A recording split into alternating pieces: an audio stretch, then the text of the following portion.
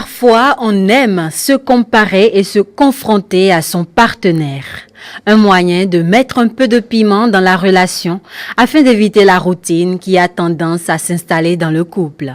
Toutefois, cette envie de se mesurer à l'autre peut aussi devenir une obsession et finir par engendrer des problèmes dans le couple quand on veut trop en faire. Alors, en quoi et comment la compétition devient-elle un problème pour le couple ? À quel moment prendre du recul pour ne pas tout perdre? Voilà quelques-unes des questions auxquelles nous essaierons de répondre ce jour sur Osons Vivre par le thème « La compétition au sein du couple ». Et c'est avec notre conseil conjugal, M. Barnabé Daoui, que nous allons nous livrer à cet exercice. M. Barnabé Daoui, bonjour. Bonjour Christelle. Alors aujourd'hui, on va parler de la compétition au sein du couple. Qu'est-ce que la compétition en elle-même et comment se manifeste-t-elle dans le couple? Bon, la question de la compétition, en principe, ne devrait pas avoir lieu dans le couple. D'accord. Et voilà qu'on en parle. Oui, c'est Alors, un constat général. Voilà. Donc, lorsque nous regardons l'état des lieux, Oui. la compétition d'abord est entendue comme une rivalité entre deux personnes ou deux organisations pour une récompense, alors, ou un avantage. Vous voyez? Alors, dans le couple, tout est question de comment nous entendons le couple. C'est la mauvaise compréhension et la vision étriquée que nous avons du couple qui nous amène à cela. Parce que le couple forme une équipe. Alors, l'équipe ne devrait pas jouer contre elle-même pour sa destruction. Mais vous avez bien dit que nous aimons nous comparer à l'autre, se confronter à l'autre. Oui. Si c'est en vue du bien, ok. Si l'autre aime s'habiller, aime bien faire et que nous voulons emboîter ses pas dans le couple, ça, il n'y a pas de problème. Mais ce que nous vivons aujourd'hui, d'abord nous avons une culture de compétition. Déjà en classe, on veut savoir qui est premier, qui est meilleur. Entre frères et sœurs, même à la maison. Qui va plus impressionner les parents. Voilà. Donc, c'est tout ça qui nous a suivis, qui nous suit jusque dans le mariage. Alors, le cas du mariage du couple est carrément différent puisque nous formons, je l'ai dit, une équipe. Nous devrions normalement travailler pour le couple. Nous devions compétir pour le couple. Mais il arrive que nous constatons aujourd'hui que le mari sort, il lutte pour lui-même. La semaine passée, nous avons déjà parlé de l'argent. Oui. Et nous avons parlé aussi du téléphone portable. C'est cela. Et tout ça, ça entre en ligne de compte. La femme aussi sort, elle sort pour elle-même. Elle se bat pour elle-même. Et on constate que, par exemple, dans des ménages, le mari a des biens que la femme ne connaît pas. Et il n'est pas informé. La femme aussi, peut-être elle a des voitures, un taxi en ville, ou c'est pas cela, des aimes, c'est pas même des maisons. Voilà. Et il le cache à son conjoint. Oui. Et lorsque c'est ouvert, ce n'est pas mal. Alors voici mes projets. Je veux réaliser telle chose. Quand on s'aime, on peut encore s'appuyer pour le bien du couple. D'autant plus que ce que l'un a, ce que l'autre possède, appartient au couple. On peut choisir de faire, on l'a dit la dernière fois, communauté de biens, comme on peut choisir de faire séparation des biens dans l'honnêteté, dans la transparence. Voilà, dans la transparence. Et c'est ça qu'on pourrait appeler une saine compétition. Mais ce n'est pas ce que nous constatons toujours aujourd'hui. Alors, la compétition, comment en arrive-t-elle à naître dans le couple? Bon, nous avons déjà dit que nous sommes dans une culture de compétition et d'abord, tout naturellement, il y a l'avidité naturelle qui est en nous. Nous avons besoin de grandir, nous avons besoin d'avoir. Donc ça veut dire que la compétition qu'on vit pendant notre enfance, on a tendance à la ramener systématiquement dans notre couple. Donc ça veut dire que tout homme est un compétiteur né. Mais lorsque nous sommes en équipe, lorsque nous sommes en couple, cette compétition doit être orientée pour le couple. non plus pour soi. Cette recherche de l'autonomie dans le couple doit être pour le bien du couple. Donc, c'est une fusion, mais sans confusion. D'accord. Voilà. Alors, comment gérer cette compétition-là pour qu'elle participe à l'épanouissement du couple? D'abord, lorsqu'on a opté pour la séparation des biens, c'est une option qu'il faut définir de commun accord et chacun doit pouvoir étaler son projet. Et ensemble, on s'entend là-dessus et on va voir comment on peut s'accompagner dans ces projets-là, dans la réalisation de ces projets. Ça peut être annuel et à la fin de l'année, on s'assoit pour faire un bilan pour voir là où on est arrivé. Donc, si l'évaluation est positive, on voit ensemble. Donc, lorsque c'est ouvert, lorsque c'est transparent, en principe, ça ne devrait pas poser problème. D'accord. Mais quels sont les avantages qui peuvent naître de cette gestion consensuelle de la compétition dans le couple? Les avantages sont immenses. Lesquels? Donnez-nous en quelques-uns. Par exemple,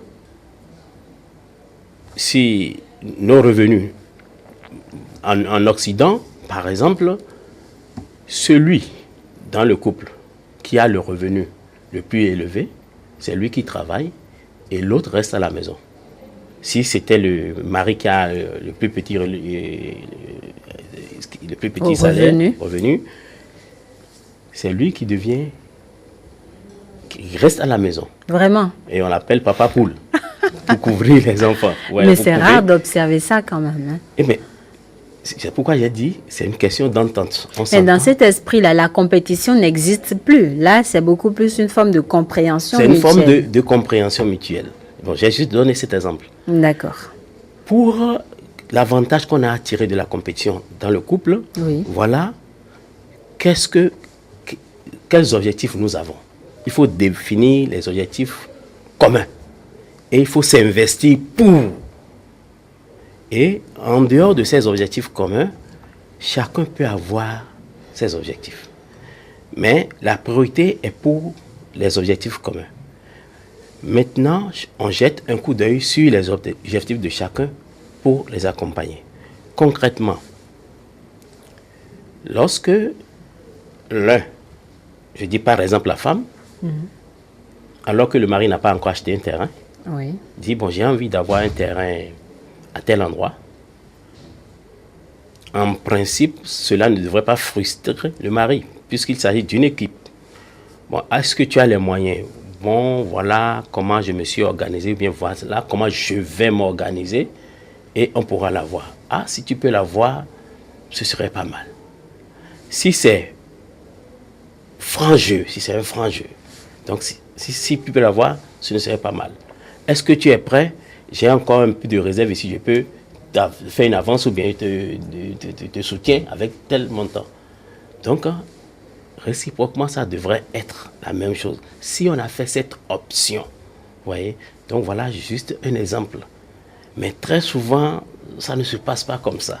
Il y a souvent... On n'a qu'à parler de ce qui se passe souvent, M. Barnabé Daoui, parce que vous donnez les exemples idéaux, mais vous laissez la réalité. Oui, la réalité devrait nous amener à l'idéal. Justement. Et c'est pour ça qu'on est là. On n'a qu'à partir de la réalité pour amener la réalité à l'idéal, concrètement. Parce que souvent, ce qu'on observe, c'est que l'autre n'est pas prêt à accepter que son conjoint prenne des initiatives ou le devance. Et aujourd'hui, dans notre société, quand on parle surtout des femmes, de parité, etc., la femme a envie de plus s'affirmer. Donc, dans le couple, est-ce qu'en général, c'est la femme qui en arrive à déclencher cette compétition-là par son envie de s'épanouir, de s'exprimer d'une manière ou d'une autre? Bien sûr que c'est la femme. Et on peut comprendre ça systématiquement. On peut comprendre ça aisément.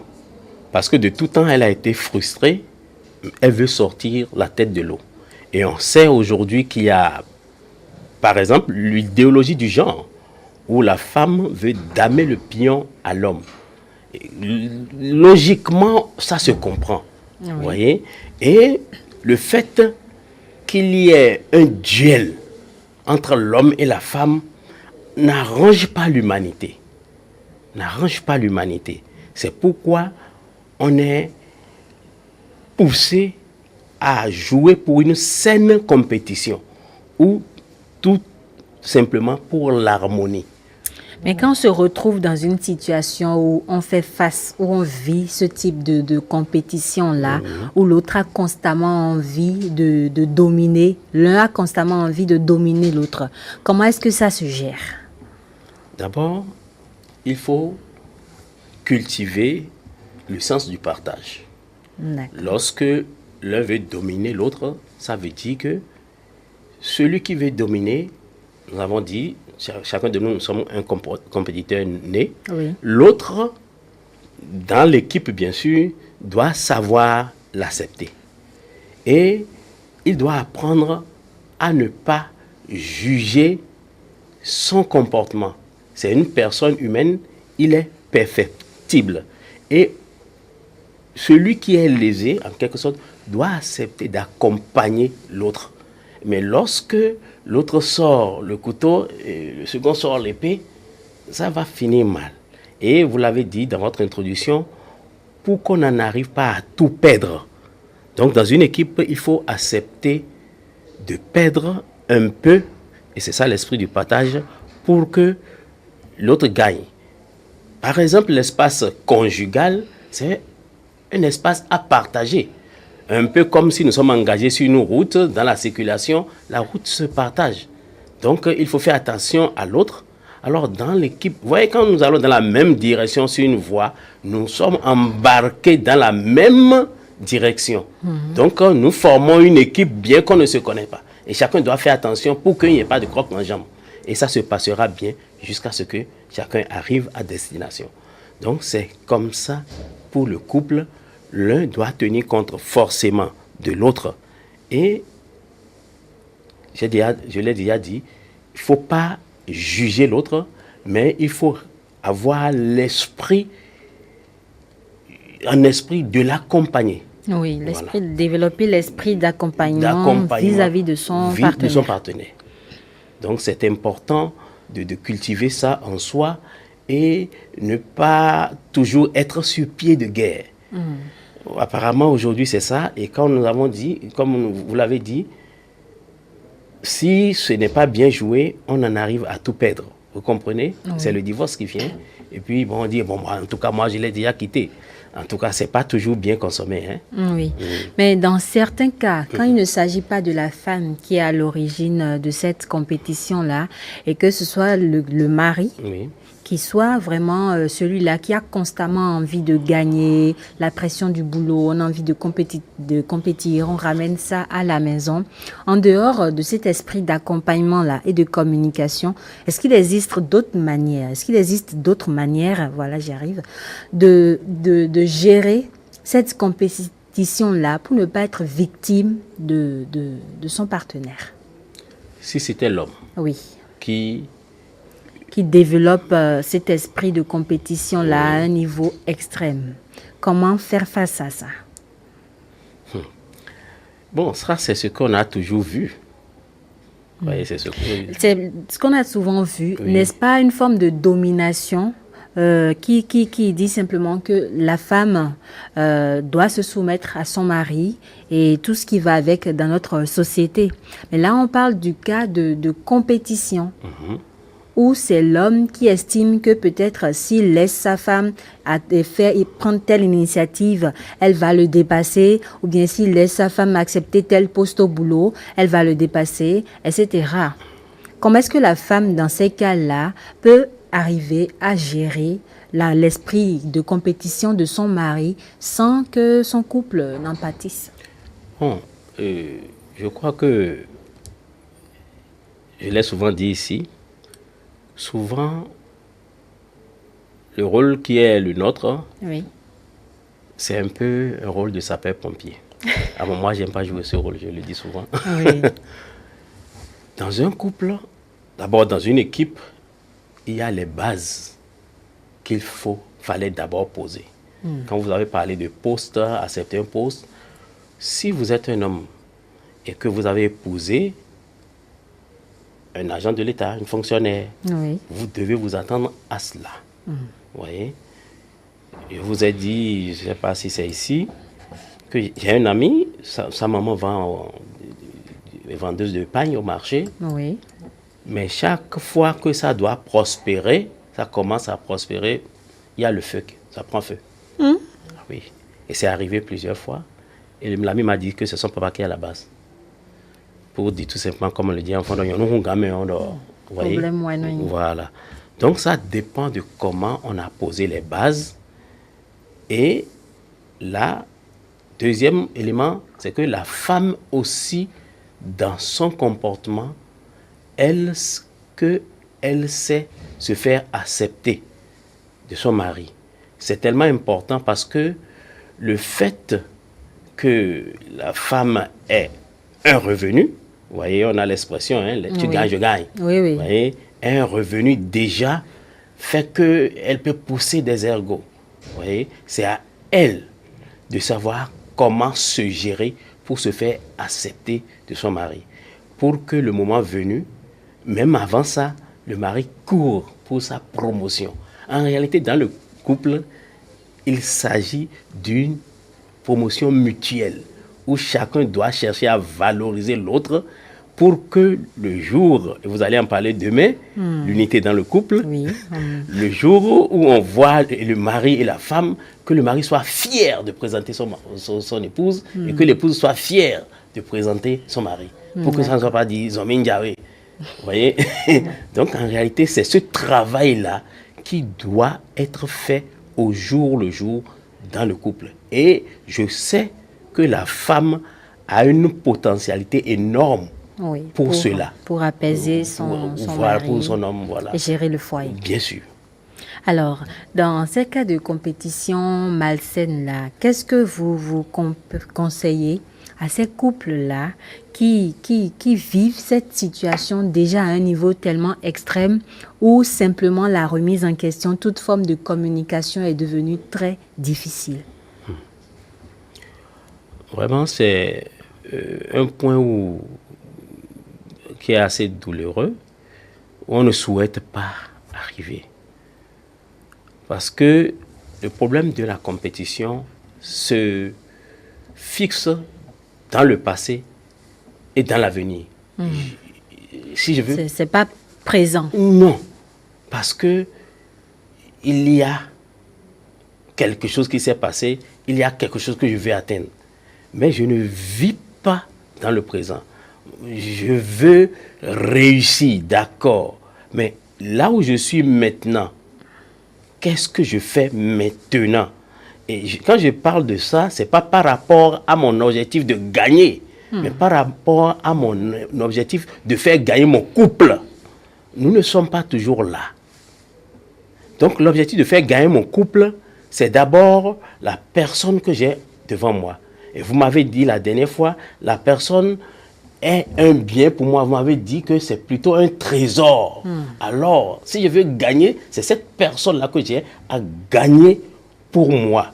C'est cette personne que j'ai à gagner pour moi. Donc, cette compétition, en réalité, dans ce cas, c'est faire réussir le couple, je l'ai dit, mais promouvoir l'autre. C'est de cette promotion qu'il s'agit. Et c'est ensemble maintenant que nous allons gagner le pari de la vie, du bonheur, de la réussite, tout ce que vous voulez. Lorsque l'un réussit à côté de l'autre, sans l'autre, ce n'est pas un couple. Alors, on parle du couple, hein, mais on est beaucoup plus allé vers le côté financier, le côté des biens, en amour, dans le vécu quotidien de l'amour au sein du couple. Est-ce que cette compétition-là aussi peut naître? Voilà. Et c'est là même qu'il faut compétir. Ah, c'est pas dans les autres domaines. Non. Pourquoi? Parce que c'est là la base de la chose. Mais en réalité, nous sommes deux, l'un en face de l'autre, l'un à côté de l'autre. Oui. Nous avons à jouer chacun de tout son être pour montrer comment on a fait le meilleur choix. Voilà, comment nous sommes capables d'aimer. Et j'aime à dire que pour les photos de mariage, on pourrait même parier pour dire, mais qui d'entre nous les deux peut aimer plus? Qui d'entre nous les deux peut pardonner plus? Donc, en réalité, la compétition doit se situer à ce niveau. Pour montrer, parce que lorsque, par exemple, vous faites quelque chose, oui, et vous sentez que votre partenaire va réagir violemment et qu'il ne le fait pas, il vous séduit. Vous voyez, non? Donc, c'est dans cette lancée que nous devons comprendre la compétition. Qui, d'entre nous les deux, peut aimer le plus? Donc, c'est de cela qu'il s'agit. Et là, c'est une saine compétition. Et c'est ça qu'il faut pour le couple. Puisque nous l'avons dit, il s'agit d'une équipe qui doit gagner dans la société, qui doit attirer les regards sur lui. Vous voyez? Alors, de ce point de vue, oui, est-ce que la compétition en amour peut constituer une panacée, genre une solution miracle pour régler les problèmes de la compétition financière dans le couple? Bien sûr. Parce que lorsque nous parlons de n'importe quelle organisation, oui, il faut une certaine harmonie dans un service, par exemple, oui, pour que tout se passe bien. Donc, l'harmonie en question, c'est le fait de s'accepter l'un l'autre.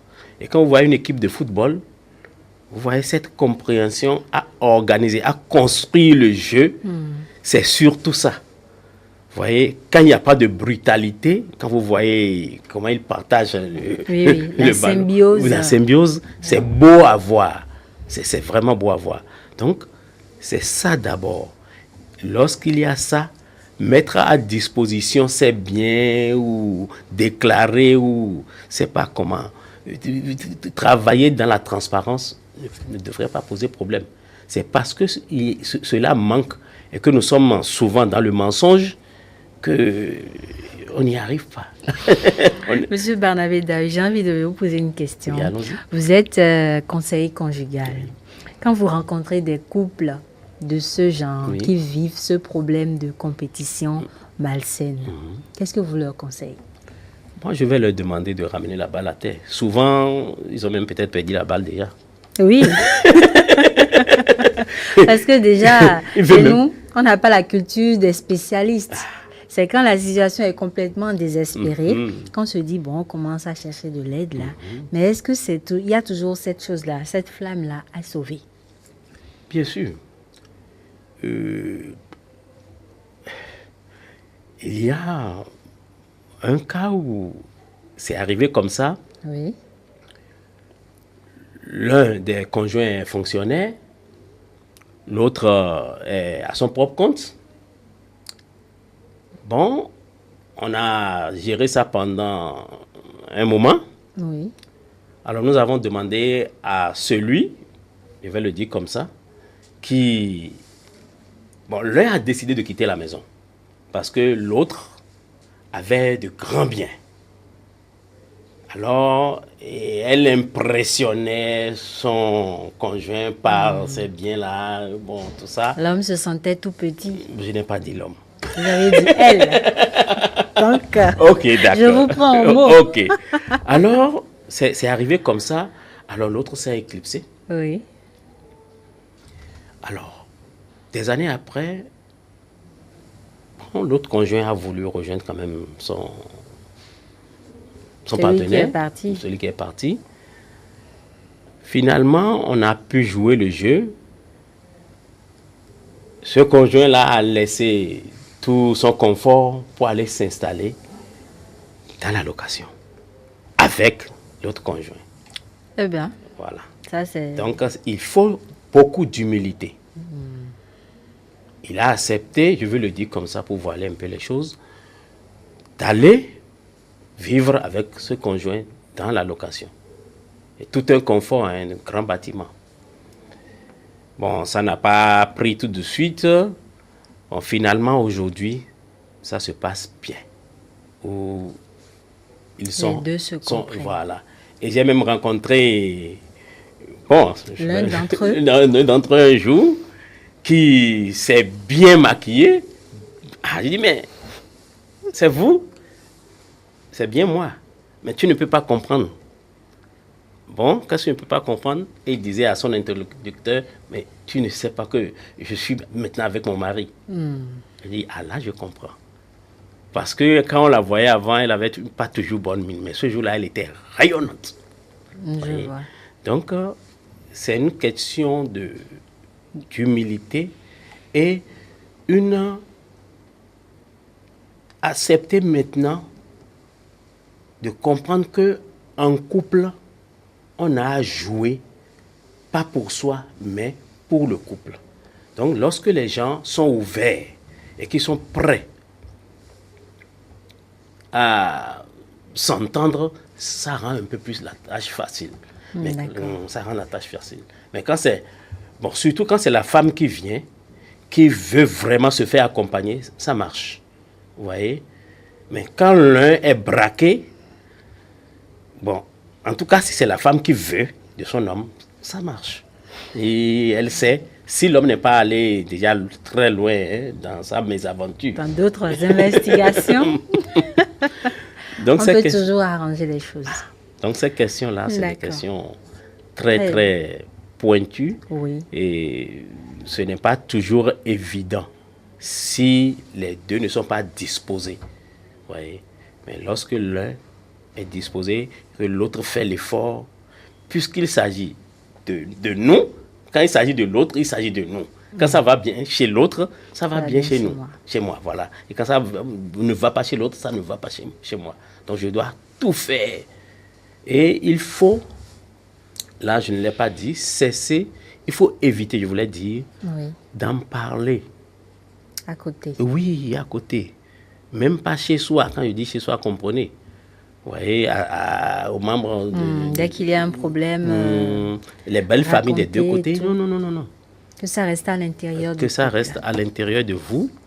Vous pourrez peut-être en parler à Dieu si vous êtes croyant. Oui. Et faire tout petit à petit, poser les pas qu'il faut jusqu'à ce qu'on en arrive. Mais nous l'avions dit la dernière fois, la recherche de l'argent, du bien matériel, la course à l'honneur, au bonheur pour soi ou à l'autonomie peut nous amener loin, très loin du couple. Alors que nous n'avons, si nous perdons notre stabilité en couple, bien qu'on soit encore juxtaposés ensemble, c'est déjà grave. Et lorsqu'on en arrive au divorce, d'abord notre culture, même ailleurs, on n'est pas toujours bien vu.